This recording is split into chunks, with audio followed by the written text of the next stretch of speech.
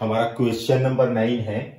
परवलय y equal to x square एवं y equal to modulus of x से घिरे क्षेत्र का क्षेत्रफल ज्ञात कीजिए।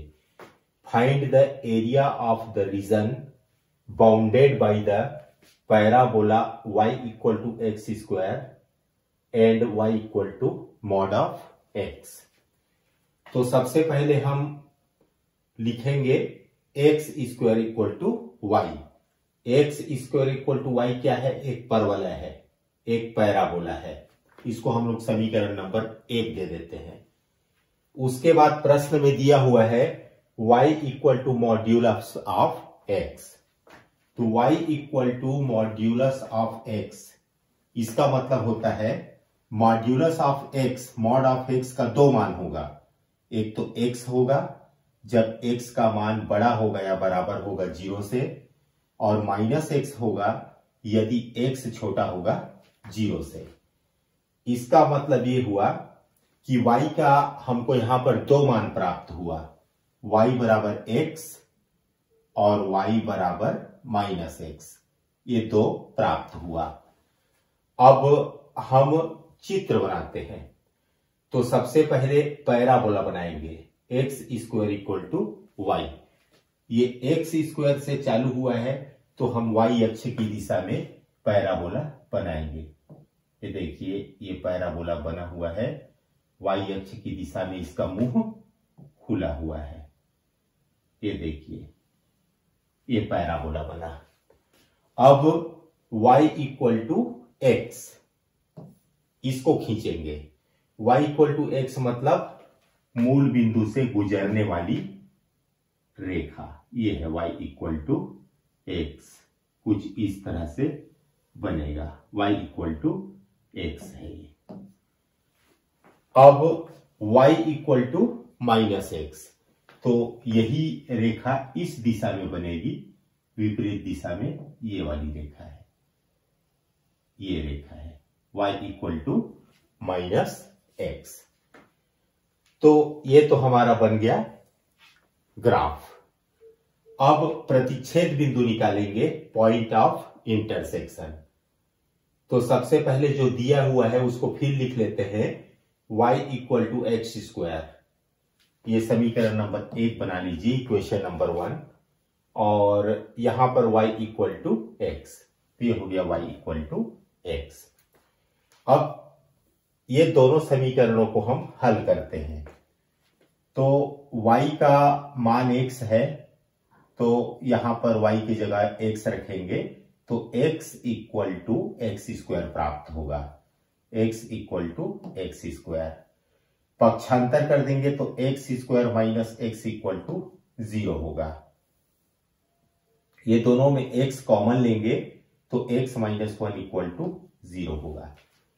यहां पर x इक्वल टू 0 होगा या x इक्वल टू 1 होगा। अब देखिए, यदि x का मान हम 0 लेते हैं तो y का मान भी 0 प्राप्त होगा, इक्वेशन नंबर 2 से। यदि x का मान हम 1 रखते हैं तो y बराबर x का मान 1 रखते हैं तो y बराबर 1 प्राप्त होगा। मतलब हमको दो प्रतिच्छेद बिंदु प्राप्त हुआ, 0 0 और 1 1। तो 0 0 कहां पर है? चित्र में देखिए, ये हमारा 0 0 है, और ये एक प्रतिच्छेद बिंदु हुआ, और दूसरा प्रतिच्छेद बिंदु यहां पर है, ये 1 1 है। ये रेखा और ये परवलय दोनों एक दूसरे को दो पॉइंट पे इंटरसेक्ट करता है। एक तो यहां पर 0 0 पर चित्र में आपको दिखाई दे रहा है, और एक पॉइंट ये है 1 1 पर। तो 0 0 और 1 1 दो पॉइंट ऑफ इंटरसेक्शन हमको प्राप्त हुआ। अब आगे देखिए, इसके बाद हम अभीष्ट क्षेत्रफल निकालेंगे। तो यहीं पर थोड़ा सा आप लोग ध्यान से सुनिए, अभीष्ट क्षेत्रफल कैसे निकलेगा। अभीष्ट क्षेत्रफल बराबर OABCO का क्षेत्रफल, OABCO ओ का क्षेत्रफल, ये पेन चला रहा हूं मैं, ओ ए बी सी ओ का क्षेत्रफल, इसका क्षेत्रफल, ये वाले एरिया का क्षेत्रफल निकालेंगे हम। और यही सेम चीज इधर भी है, तो इसका क्षेत्रफल निकाल के यदि हम 2 का गुणा कर देते हैं तो इधर वाला भी निकल जाएगा, क्योंकि जो फिगर इधर दिख रहा है वही फिगर इधर भी है। तो हमको सिर्फ इसका क्षेत्रफल निकालना है और 2 का गुणा कर देना है। तो इसका क्षेत्रफल मतलब ओ ए बी सी ओ का क्षेत्रफल, ओ ए बी सी ओ का क्षेत्रफल। देखिए चित्र में कैसे निकलेगा। ओ ए बी जी ओ का क्षेत्रफल, ओ ए बी के बाद नीचे आइए, जी ओ का क्षेत्रफल, ये पूरा एरिया। एक बार और देखिए, मैं पेन चला रहा हूं, ओ ए बी जी ओ, ये पूरा एरिया में हम लोग माइनस कर देंगे कौन सा, ये नीचे वाले को, ये इसका नाम है ओ सी बी जी ओ, ओ सी बी जी ओ का क्षेत्रफल और गुणित 2। अब देखते हैं हम O A B G O, O A B G O, O A B मतलब ये क्या है, एक रेखा है, तो y का मान यहां पर x होगा, तो ये y की जगह यहां पर x होगा। अब इसका क्षेत्रफल निकालेंगे, तो क्षेत्रफल निकालने का सूत्र इंटीग्रेशन y dx होता है, तो आपको पता है। तो ओ सी बी जी ओ क्या है, देखिए चित्र को, ओ सी बी जी ओ, मतलब ओ सी बी यानी परवलय है। परवलय है तो परवलय का समीकरण क्या दिया हुआ है, परवलय का समीकरण दिया हुआ है y equal to x square. तो यहां पर y का मान हमने यहां पर एक्स स्क्वायर रखा और इंटू 2। एक्स का समाकलन एक्स स्क्वायर अपॉन 2 होता है, लोअर लिमिट 0 है, अपर लिमिट 1 है, माइनस एक्स स्क्वायर का समाकलन एक्स क्यूब अपॉन 3 होता है, अपर लिमिट 1 है और लोअर लिमिट 0 है, और इंटू 2। यहां पर बटा के नीचे 2 है, तो 1/2 को बाहर करिए, एक्स की जगह 1 रखिए, तो 1 का स्क्वायर 1 होगा, माइनस के बाद लोअर लिमिट को रखते हैं तो ये 0 हो जाएगा, माइनस ये बटा के नीचे 3 है, तो 1/3 को बाहर करिए और अपर लिमिट 1 रखिए, तो 1 की पावर 3 मतलब 1 हुआ, माइनस 0 रखिए तो 0 हुआ, इंटू 2। तो ये हो जाएगा 1/2 माइनस ये हो गया 1/3 और इंटू 2। ये हो जाएगा 2 तिया 6 और यहां हो जाएगा 3 1 कम 3 माइनस 2 1 कम 2, 3 माइनस 2 यानी कि 1 हुआ और इंटू 2। तो ये होगा 2 3 जा 6, 1/3 वर्ग इकाई। यही हमारा अभिष्ट क्षेत्रफल है।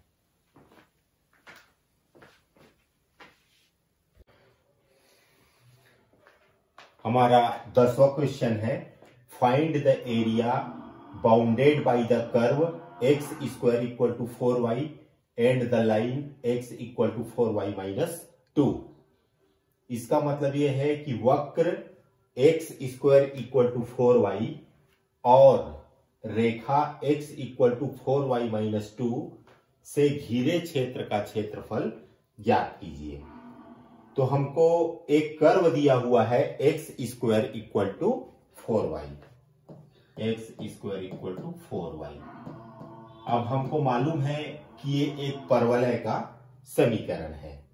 तो चलिए इसके साथ साथ हम लोग इसका फोटोग्राफ भी बनाते हैं। ये एक्स अक्ष है और ये हमारा वाई अक्ष है। यहां पर हम परवलय का समीकरण देखते हैं, एक्स स्क्वायर से चालू है। तो आपको पता है कि वाई अक्ष की दिशा में इसका मुंह खुलेगा, तो ये वाई अक्ष की दिशा में इसका मुंह हमने खोल दिया। एक लाइन दिया हुआ है x equal to 4y minus 2, x equal to 4y minus 2, ये लाइन दिया हुआ है। अब ये लाइन कौन सी है, इसको कैसे खींचे ये पता करना है।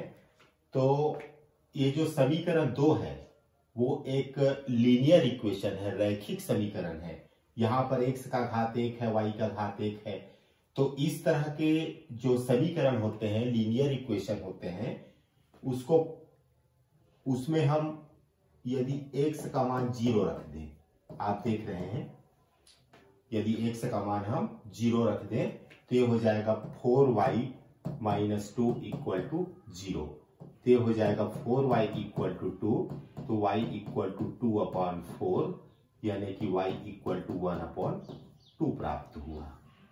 तो हमको एक बिंदु प्राप्त हुआ, x बराबर हमने क्या रखा, एक पॉइंट प्राप्त हुआ, x इक्वल टू हमने 0 रखा, तो हमको y का मान 1/2 मिला। अब यदि हम y बराबर 0 रखते हैं तो क्या होता है देखते हैं। यदि y बराबर 0 रखते हैं तो क्या होता है, y बराबर 0 रखने पर यहां पर x का मान -2 प्राप्त होगा, x का मान यहां पर -2 प्राप्त होगा। मतलब हमको कौन सा पॉइंट मिला, हमको एक पॉइंट और मिला, -2 और 0। इसका मतलब ये हुआ कि ये x निर्देशांक है और ये y निर्देशांक है। इसी तरह एक बिंदु और मिला है, इसमें ये x निर्देशांक है और ये y निर्देशांक है। तो इन दोनों बिंदुओं को देखने से क्या पता चलता है कि x अक्ष में हमको -2 खोजना है। चलिए खोज लेते हैं। मान लीजिए कि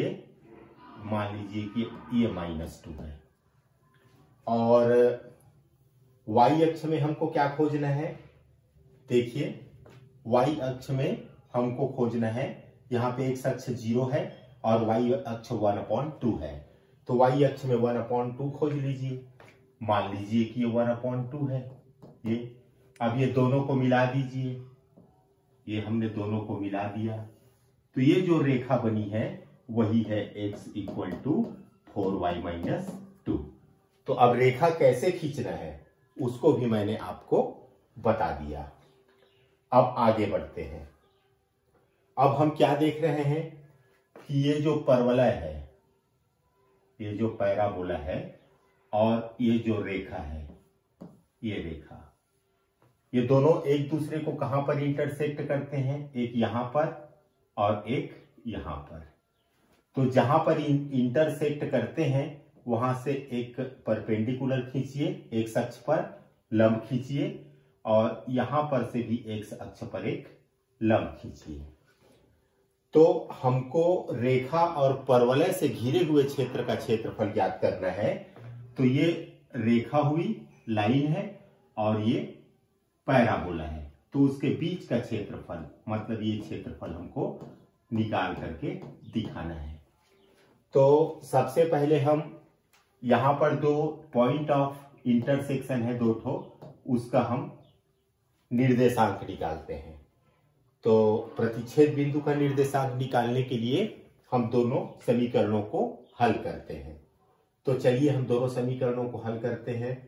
पहला समीकरण है x square equal to 4y और दूसरा समीकरण है यहां पर दिया है x equal to 4y minus 2, x equal to 4y minus 2।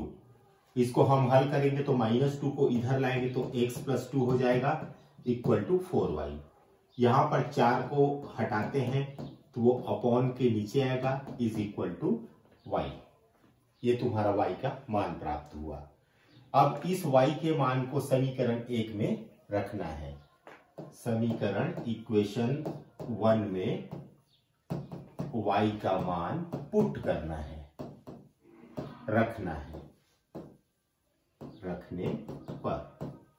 तो समीकरण 1 देखिए, क्या है समीकरण 1? x square equal to 4y, x square equal to 4y, तो हो जाएगा x square equal to 4 into y का मान यहां पर x प्लस 2/4 है, तो ये हो गया x प्लस 2/4, ये 4 से 4 कैंसल हुआ, तो ये हो जाएगा x स्क्वायर, इसको इधर लाइए तो -x और -2 इक्वल टू 0 प्राप्त हुआ। इसको गुणनखंड में हम तोड़ते हैं तो x स्क्वायर माइनस ये हो जाएगा 2x plus x -2 equal to 0। Factorise करना आपको आता होगा। इन दोनों में x कॉमन निकलेगा तो x -2 आएगा, इन दोनों में 1 निकलेगा तो x -2 आएगा इक्वल टू 0।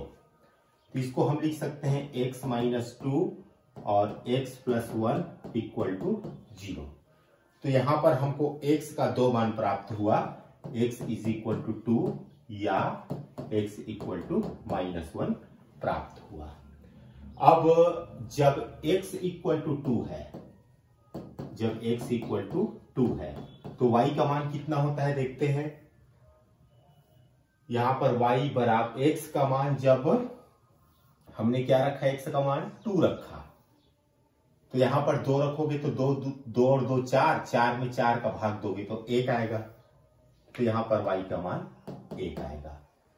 तो एक बिंदु हमको यहां पर प्राप्त हुआ 2 और 1, ये पहला प्रतिच्छेद बिंदु है। अब यदि हम x का मान -1 रखते हैं तब क्या प्राप्त होता है। यहां पर यदि हम -1 रखते हैं तो 2 में 1 घटेगा तो 1, तो 1/4 प्राप्त होगा, तो y का मान यहां पर 1/4 प्राप्त होगा। तो एक बिंदु हमको पता चला -1 से 1/4 तक। ठीक है, तो चलिए हम अब चित्र में पहुंचते हैं। हमको प्रतिच्छेद बिंदु प्राप्त हो चुका है। x अक्ष में 2 देखिए और y अक्ष में 1 देखिए। धनात्मक प्रथम चतुर्थांश की बात चल रही है, तो x अक्ष में हमको 2 देखना है और 1 देखना है। तो ये तुम्हारा हुआ, ये हो जाएगा तुम्हारा, ये जो बिंदु है 2-1 है, ये बिंदु 2-1 है, और ये जो बिंदु प्राप्त हुआ है वो है, एक प्रतिच्छेद बिंदु हमको और प्राप्त हुआ है, वो है -1 और 1/4। तो ये हो जाएगा, ये बिंदु होगा -1 और 1/4, ये बिंदु प्राप्त हुआ। तो हम यहां पर देख रहे हैं कि प्रतिच्छेद बिंदु -1 और 1/4 प्राप्त हुआ, यहां पर प्रतिच्छेद बिंदु 2 और 1 प्राप्त हुआ। मतलब यहां से लेकर के, मतलब -1 से लेकर के कहां तक, 2 तक, ये 2 तक हमारा एरिया फैला हुआ है। तो यही लिमिट बनेगा आगे चल करके, -1 से लेकर के 2 तक। आप देख लीजिए, ये जो लाइन है वो लाइन भी -1 से 2 तक फैला हुआ है, और ये जो पैराबोला है वो भी -1 से लेकर के 2 तक फैला हुआ है। तो यही हमारा लोअर लिमिट और अपर लिमिट बनेगा आगे चल करके। तो चलिए अब हम अभीष्ट क्षेत्रफल निकालने की कोशिश करते हैं। मैं यहां पर लिख देता हूं, अभीष्ट क्षेत्रफल, रिक्वायर्ड एरिया। तो हमारा अभीष्ट क्षेत्रफल कौन सा है, आप देख रहे हैं यहां पर हमारा अभीष्ट क्षेत्रफल ये है। ये का मतलब क्या होता है, इसका मैं नाम दे देता हूं, पहले पूरे का नाम दे देता हूं। इसका नाम मैं ए लिख देता हूं, और यहां पर बिंदु है उसका नाम बी, यहां पर सी, और यहां पर डी, तो और यहां पर ये मूल बिंदु ओ है। तो हमारा जो रिक्वायर्ड एरिया है वो कौन सा है, हमारा रिक्वायर्ड एरिया है ओ बी सी ओ, ओ बी सी ओ। तो ओ बी सी ओ का क्षेत्रफल। अब ये क्षेत्रफल कैसे निकलेगा, देखो कैसे निकलेगा, मैं आपको बताता हूं। बहुत ही आसान है क्षेत्रफल निकालना, कोई परेशानी नहीं होगी आपको। ये जो बड़ा एरिया है, बड़ा एरिया कौन सा, ये समलंब चतुर्भुज टाइप का जो दिख रहा है, रोम्बस टाइप का, कहां से कहां तक, ए से बी और बी से सी और सी से डी और डी से ए, ये बड़ा एरिया है। तो इस बड़े एरिया में हम ये जो परवलय दिख रहा है पैराबोला, उसके नीचे तरफ का जो खाली एरिया है, ये खाली एरिया, इस खाली एरिया को हमको माइनस करना पड़ेगा। और उस खाली एरिया का नाम क्या है, देखिए मैं बताता हूं आपको नाम क्या है। ये ए से बी गए और बी से कहां गए, सी तक गए, सी से डी तक गए और डी से ए तक गए। तो इस पूरा बड़ा जो समलंब चतुर्भुज जैसा दिख रहा है, उसमें ये नीचे वाले एरिया को माइनस करना है। तो ये पट्टी टाइप जो दिख रहा है उसका क्षेत्रफल प्राप्त हो जाएगा। तो अब इसको लिखना पड़ेगा, तो चलिए हम इसको लिखते हैं। तो किसमें किसको घटाना है, सबसे पहले इसका नाम लिखिए। ये जो समलंब चतुर्भुज जैसा दिख रहा है उसका नाम है A B C D A, A B C D A का क्षेत्रफल माइनस, अब देखिए किसको घटाना है, किसको माइनस करना है, A B O C D A, A B O, देखिए फिर से A B O C D O A, C D O A का क्षेत्रफल, अब आपको पता है क्षेत्रफल निकालने का सूत्र क्या होता है, A two B Y D X minus A two B Y D X. यहां पर दो इंटीग्रेशन है, तो पहचान बनाने के लिए इसको मैं y1 कर देता हूं, इसको y2 कर देता हूं। अब ये ए बी सी डी ई ए क्या चीज है, ए बी सी डी ए, देखिए यहां पर ए बी सी डी ए, ये वाला मतलब ये एक लाइन है, लाइन की बात चल रही है यहां पर। यहां पे देखिए ना, यहां पर BC, ये देखिए BC मतलब क्या है, ये लाइन है। तो इस लाइन से y का मान निकालना है। देखिए यहां पर लाइन का इक्वेशन क्या दिया है, x equal to 4y minus 2 दिया है। तो -2 को इधर लाएंगे तो x प्लस 2 हो जाएगा, इक्वल टू 4y हो जाएगा। 4 को यहां से हटाएंगे तो x धन 2 बटा 4 बराबर y हो जाएगा। यही y का मान है, मतलब यही हमारा y1 है, x प्लस 2 अपॉन 4। तो हो जाएगा integration of x plus 2 upon 4 dx और माइनस, यहां पर देखिए A B O C D O, A B O, ये देखिए पेन कहां से चल रहा है, बी ओ सी मतलब परवलय, ये देखिए BOC परवलय। तो परवलय का जो समीकरण दिया हुआ है, क्या दिया हुआ है परवलय का समीकरण, x square equal to 4y, x square equal to 4y।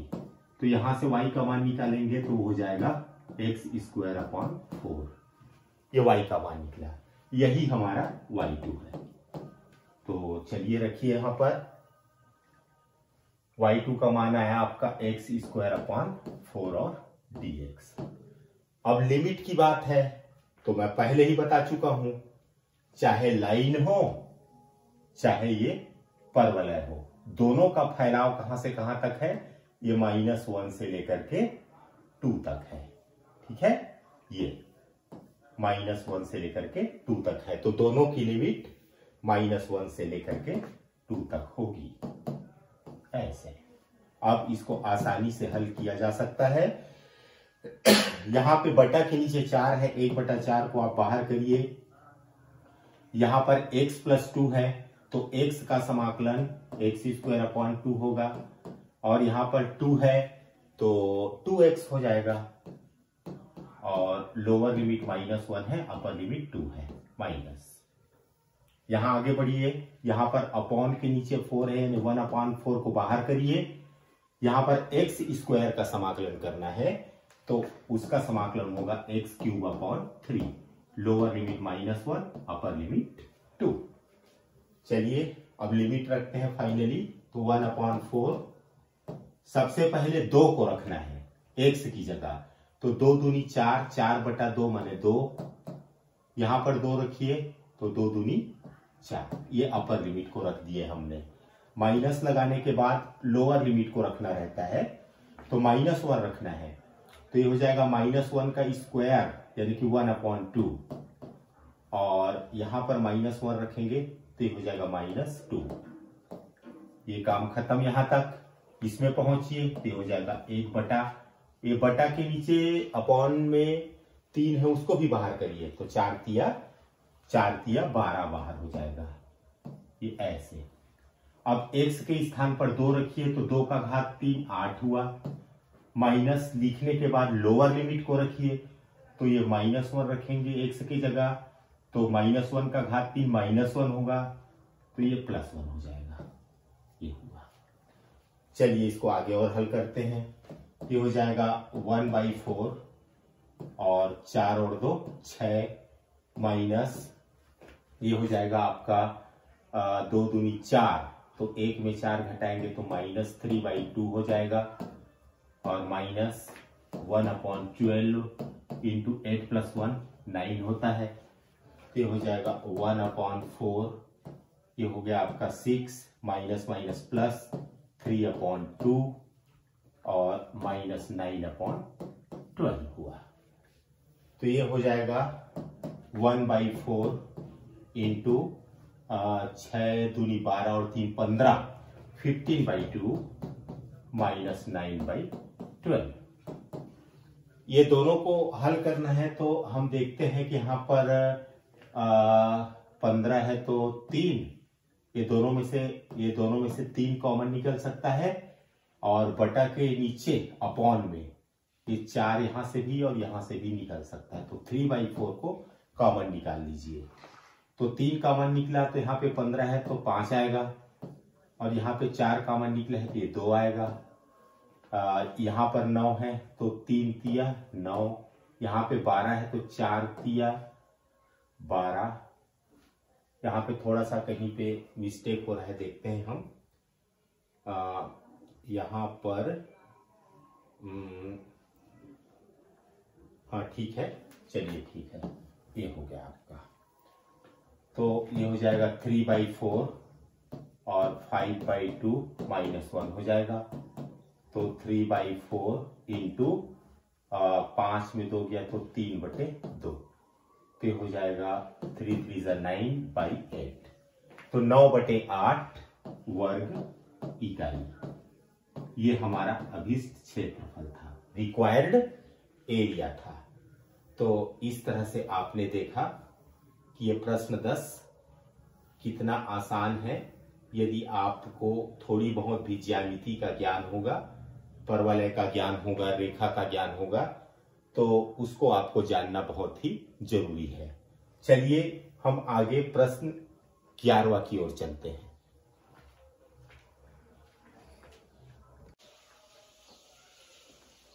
अब हमारा क्वेश्चन नंबर 11 है, find the area of the region bounded by the curve y² = 4x and the line x = 3। मतलब वक्र y² = 4x और रेखा x = 3 से घिरे हुए क्षेत्र का क्षेत्रफल ज्ञात कीजिए। तो यहां पर y² = 4x दिया हुआ है, ये एक परवलय का पैराबोला का इक्वेशन है। y² से चालू हो रहा है तो आप एक्स अक्ष की दिशा में परवलय को बनाएंगे। तो ये मैंने बना दिया एक्स अक्ष की दिशा में।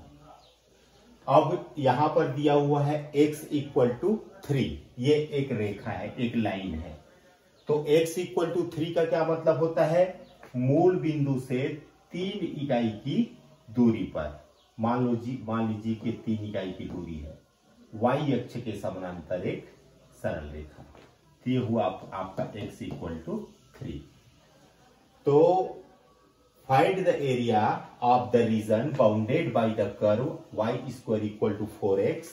तो ये y square equal to 4x है, ये एक पैराबोला है, ये पैराबोला है और ये एक रेखा है। तो दोनों से घिरा हुआ क्षेत्रफल कौन सा है? जहां पर मैं अपना पेन चला रहा हूं, इसी का क्षेत्रफल हमको निकालना है। तो आपको पता है कि x अक्ष के ऊपरी वाला हिस्सा मतलब ये और x अक्ष के निचले वाला हिस्सा ये, सममिति से दोनों का क्षेत्रफल बराबर होता है। तो मैं ऊपरी हिस्से का क्षेत्रफल आपको निकाल के दिखाता हूं और उसमें हम 2 का मल्टीप्लाई कर देंगे तो ये पूरा एरिया का क्षेत्रफल निकल जाएगा। तो चलिए नाम दे देते हैं, ये O हो गया, ये A है और ये B है। तो OAB का क्षेत्रफल हम लोग निकालेंगे। तो यहां पर पॉइंट ऑफ इंटरसेक्शन निकालना पड़ेगा। तो ये बिंदु तो पता है कि ये वाला जो है ये 30 है, ये 30 है। अब ये कितना है ये पता करना पड़ेगा हमको। ये मूल बिंदु है, ये 0 है। तो कर्व दिया है y square equal to 4x और x का मान यहां पर 3 दिया हुआ है, x इक्वल टू 3 दिया हुआ है। ये दोनों को हम हल करते हैं तो ये हो जाएगा आपका y square is equal to 4 into 3। x का मान यहां पर रखेंगे तो y स्क्वायर हो जाएगा 12। तो y का मान हो जाएगा यहां पर 2√3, ये y का मान हुआ। तो x का मान यदि 3 है तो y का मान 2√3 है। ठीक है, यहां पर जो बिंदु प्राप्त हुआ हमको 3 और 2√3 प्राप्त हुआ। तो ये जो बिंदु है, दोनों को हल करने पर जो प्रतिच्छेद बिंदु प्राप्त हुआ A, वो है 3 और 2√3, ये प्राप्त हुआ। अब हमारा जो ये जो एरिया है वो O से A तक और A से B तक और B से O तक फैला हुआ है, इसी का हमको क्षेत्रफल निकालना है। तो स्पष्ट है कि इसका जो लोअर लिमिट है ये 0 से चालू होकर के 3 तक फैला हुआ है। तो 0 से 3 तक 0 लोअर लिमिट होगा और अपर लिमिट 3 होगा। तो अभीष्ट क्षेत्रफल, रिक्वायर्ड एरिया, अभीष्ट क्षेत्रफल बराबर किसका क्षेत्रफल? OABO का क्षेत्रफल, OABO का क्षेत्रफल। तो क्षेत्रफल निकालने का सूत्र है y dx integration A to B। Lower limit यहां पर आप देख रहे हैं 0 से कहां तक गया है? 3 तक गया है। तो 0 to 3 और y का मान क्या है यहां पर? y का मान है आपका, यदि हम इसको हल करते हैं y के लिए तो ये हो जाएगा 2√x, 2√x। तो ये हो जाएगा 2√x और dx। यहां पर 2 को बाहर निकालिए, √x का समाकलन x की पावर 3/2 होता है। Lower limit 0, upper limit 3। तो इज इक्वल टू 2, ये हो जाएगा 3/2, बाहर आके 2/3 हो जाएगा। अब यहाँ पर x की जगह 3 रखेंगे तो 3 की पावर 3/2, ठीक है, और माइनस करके 0 को रखेंगे तो ये 0 प्राप्त होगा। इस तरह से इसको और हल करते हैं तो ये हो जाएगा 2 दूनी 4, 4/3 इंटू 3 की पावर 3/2, ठीक है। इसको और आगे हल करते हैं तो ये हो जाएगा 4 गुणित घातांक नियम से 3 का घात 3/2 है, तो ये बटा के नीचे का घात 1 है तो ऊपर जाके घट जाएगा, तो हो जाएगा 4 गुणित 3 का घात, ये हो जाएगा 1/2, यानी कि 4√3 ये मिला हमको। अब ये किसका क्षेत्रफल था? ये इस पार्ट का क्षेत्रफल था, इतने का, OABO का। अब पूरे का निकालना है तो डबल करना पड़ेगा, मैं पहले ही बताया था। तो आप चाहे तो शुरू से डबल कर दीजिए, ऐसे कोई दिक्कत नहीं है।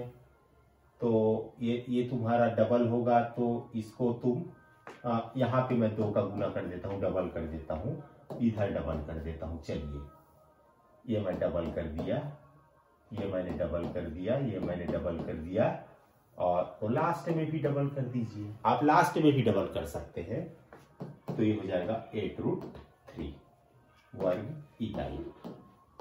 यही हमारा रिक्वायर्ड एरिया है, अभिष्ट क्षेत्रफल है। तो ये रहा हमारा 11वां क्वेश्चन।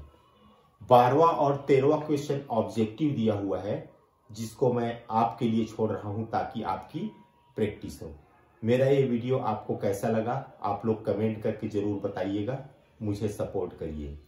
आगे मैं एक्सरसाइज 8.2 का वीडियो लेकर के आऊंगा। मेरे साथ आप बने रहिए। आपका दिन शुभ हो। धन्यवाद।